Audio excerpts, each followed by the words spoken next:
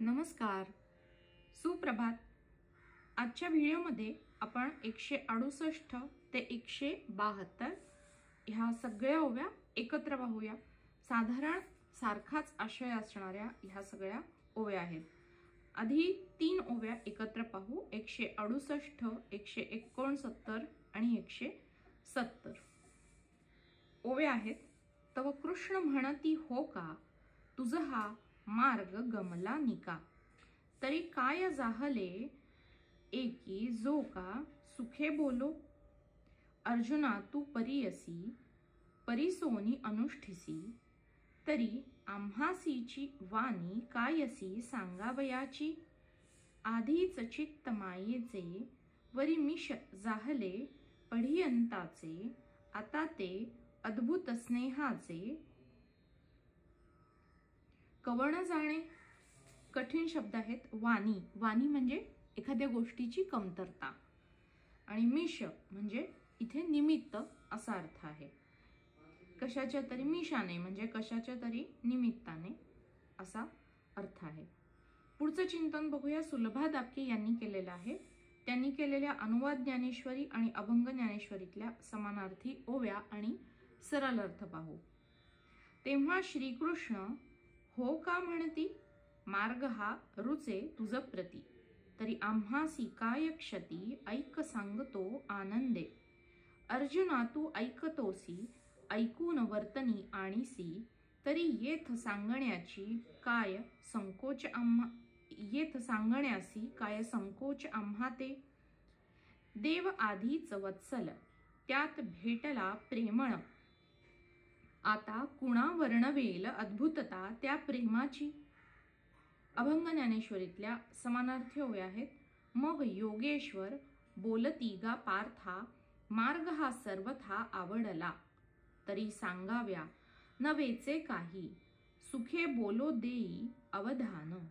उत्कंठेने गेहसी ऐकोनी चांग, आणि जरी मग आचरिसी, तरी सांगितल्या वीण कैसे राहू, मागे पुढे पाहू काय येथे। श्री हरी आधीच कृपाळू अत्यंत, त्यात भक्त भेटे आवडता, मग प्रेम भाव बहरता त्यासी, अद्भुतता साची कोण जाणे। सरळ अर्थ, अर्जुनानं योग मार्गाबद्दल सविस्तर जाणून घेण्याची उत्सुकता दाखवली। त्यावर श्रीकृष्ण म्हणाले, हो का, हा मार्ग तुला आवडला असेल तर आमचं त्यावरती सांगायला काय जातं।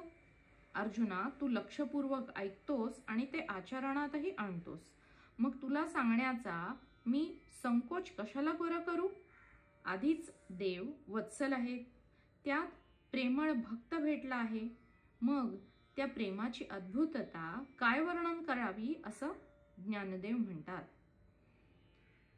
पुढचं चिंतन बघूया। निशिगंधा क्षीरसागर यांनी केलं आहे। भावार्थ पाहू। जर तुम्हाला ह्या अभ्यासाचा उपयोग होत असेल तर हा व्हिडिओ जरूर लाईक करा, इतर ग्रुप्सवर शेअरही करा। भावार्थ पाहू।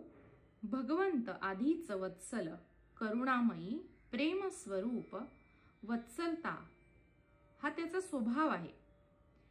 गाईला जसं तिचं पाडस दिसलं की प्रेमाचा पान्हा फुटतो ना, अगदी त्याचप्रमाणे जेव्हा एक शिष्य प्रेमानं जवळ येतो तेव्हा असाच प्रेमाचा झरा भगवंताच्या ठाई आपोआपच पाझरू लागतो। प्रेमभाव वत्सलता ओसंडून वाहू लागते। ज्याचा स्वभावच कृपाळू आहे असा भगवंत भक्तांवर कृपा करण्यापासून स्वतःलाच थोपवू शकत नाही। असं हे भक्त आणि भगवंताचं अद्भुत नातं आहे, आणि अर्जुन आणि श्रीकृष्णांच्या निमित्तानं हे नातं भगवद्गीतेमध्ये महाभारताच्या युद्धाच्या वेळी ऐन युद्धभूमीवर ते असं बहरून आलेलं आहे।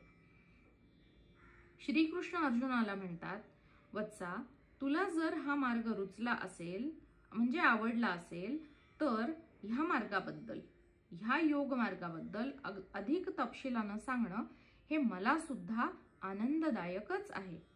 म्हणून सविस्तर माहिती ह्या योग मार्गाची मी तुला आता सांगतो आहे, तू लक्ष देऊन ऐक. तू जर अवधान देऊन ऐकणार असशील आणि तंतोतंत ह्या मार्गाचं अनुसरण करणार असशील तर आनंदाचीच गोष्ट आहे. त्यामुळं मला सांगायला कोणताही संकोच नाही. वत्सा, लक्ष देऊन ऐक, भगवंत अर्जुनाला म्हणतात. आता पुढच्याही ओव्यांमध्ये साधारण हाच अर्थ आहे. आता ओव्या 171 आणि 72 एकत्र पाहू. मूळ ज्ञानेश्वरीतल्या ओव्या आहेत. ते म्हणो कारुण्य रसाची वृष्टी की नवया स्नेहाची सृष्टी. हे असो नेणी जे दृष्टी हरीची वानू. जे अमृताची वोतली की प्रेमची पिऊन मातली. म्हणून अर्जुन मोदे गुंतली निघो नेणे. नवया म्हणजे अद्भुत. पुढचं चिंतन बघूया. सुलभा दापके यांनी केलेलं आहे. अनुवाद ज्ञानेश्वरी आणि अभंग ज्ञानेश्वरीतल्या समानार्थी ओव्या आणि सरल अर्थ लिहिला आहे त्यांनी. अनुवाद ज्ञानेश्वरीतल्या समानार्थी ओव्या आहेत. श्री कृष्णाची कृपा दृष्टी करी कारुण्याची वृष्टी. किंवा झाली नवी सृष्टी तेथ वात्सल्य प्रेमाची. हे काहीच उमजे न ये कराया वर्णन. काय अमृतापासून दृष्टी निर्माण झाली ती. वा अर्जुनाच्या प्रेमासी पियोनी धुंदी चढली तीशी. म्हणून मोहाने अर्जुनासी सोडून जाणते ना. किती सुंदर वर्णन केलंय ना. बघा बरं, वात्सल्य प्रेमाची वर्षा झाली. जणू काही नव चैतन्य, नव पालवी जशी पावसाळ्यामध्ये पहिल्या पावसानंतर उत्पन्न होते तशी ही नवी नवलाई उत्पन्न झालेली आहे. कारुण्याची वृष्टी झाली आहे. कृपा दृष्टीची वर्षा झालेली आहे. आणि त्याचं काय वर्णन करावं असं माऊली म्हणतात. अमृतापासूनच जणू काही ही सृष्टी, अमृताची सृष्टी, अमृताची वृष्टी झालेली आहे. आणि ही अमृतमयी दृष्टी पाहण्यासाठी, ही अमृतमयी दृष्टी भगवंत आपल्याला प्रदान करतायत.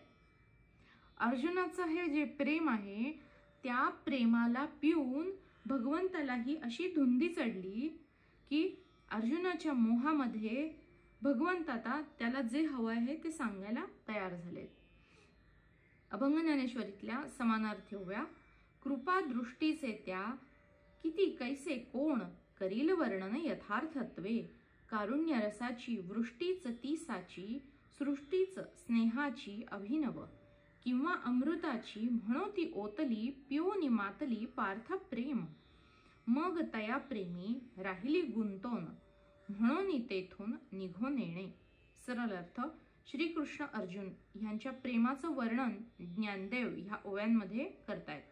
श्रीकृष्णाची कृपा दृष्टी कारुण्याची वृष्टी करते आणि तिथे वात्सल्य प्रेमाची जणू नवी सृष्टीच उभी राहते. ह्या प्रेमाचं स्वरूप काही केल्या कळत नाही.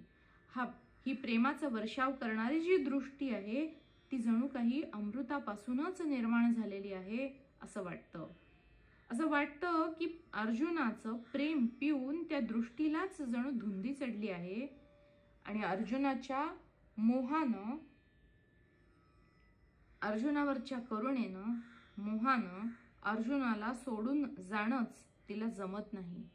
असा हा भगवंत भक्ताच्याच मोहात अडकून पडला आहे. पुढचं चिंतन बघूया. निशिगंधा क्षीरसागर यांनी केलं आहे. भावार्थ पाहू. वर्षा ऋतूत म्हणजे पावसाळ्यात पावसाची वर्षा होते. सृष्टीमध्ये नव चैतन्य पालवतं. पाऊस आणि संतत धारेमुळं सृष्टीमध्ये एक ताजेपण, एक नवी नवलाई चैतन्याची फुललेली असते. अगदी त्याचप्रमाणे भक्त जेव्हा प्रेमाच्या आपुलकीनं, भावनेतून, शिष्यत्वाच्या नात्यानं जेव्हा भगवंताजवळ येतो तेव्हा गाईला जसा पान्हा फुटतो तसा कारुण्याचा, वत्सलतेचा, प्रेमाचा पान्हाच भगवंताला फुटतो आहे. आणि हे प्रेम भगवंताची कृपा दृष्टी बनून भक्तांवर वर्षाव होतो. ही प्रेम वात्सल्याची वर्षा म्हणजे कृपा दृष्टीची, कारुण्याची वर्षाच असते.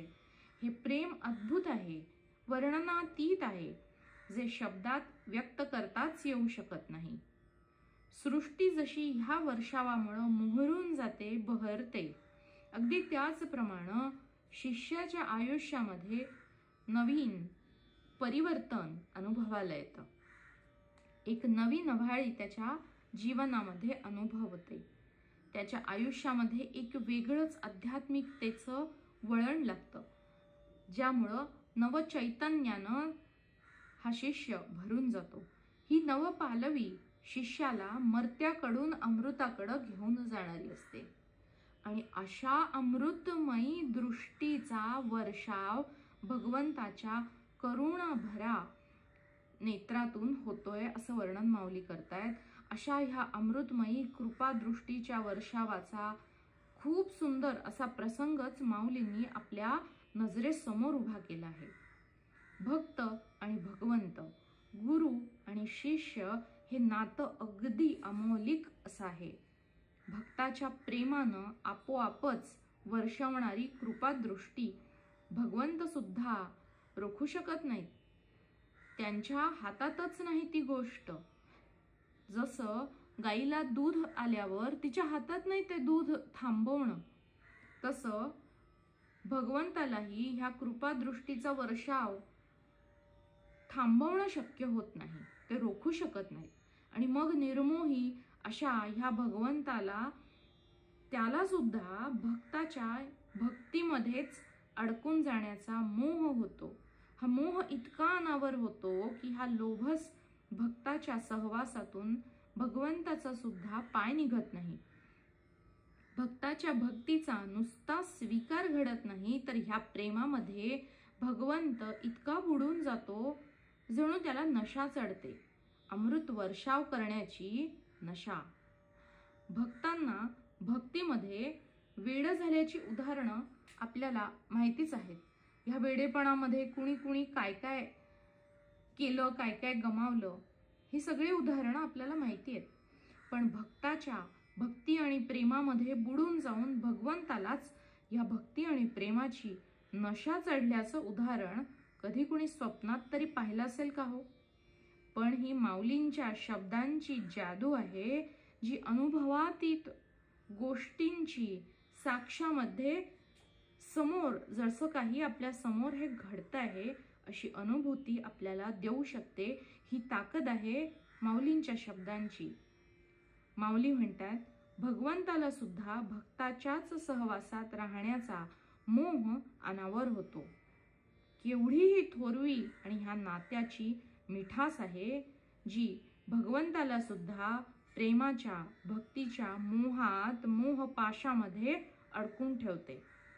धन्य धन्य ती भक्त आणि भगवंत जोडी, धन्य धन्य ती कृष्णार्जुन जोडी.